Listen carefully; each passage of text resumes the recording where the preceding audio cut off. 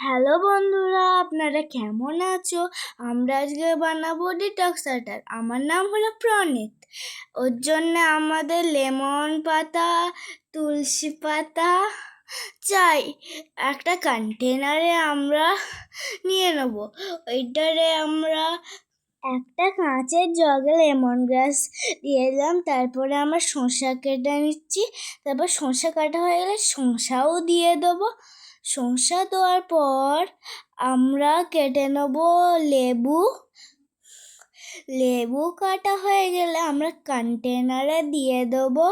আমি তো লেমন কাটতে পারছিলাম না, ওই জন্য আমার জন্য মা কেটে দিল। এরপর আমরা লবঙ্গ দিয়ে দেবো ওই কন্টেনারে।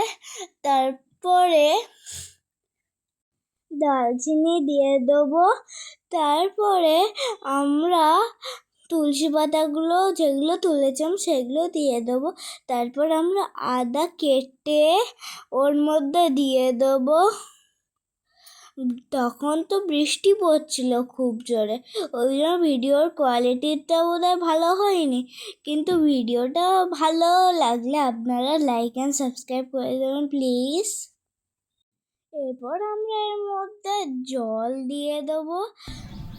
জল দেওয়া হয়ে গেলে আমরা এটারে পুরো সারা রাত ভিজিয়ে রাখবো, যাতে ডিটক্স ওয়াটারের একটা টেস্ট আসে।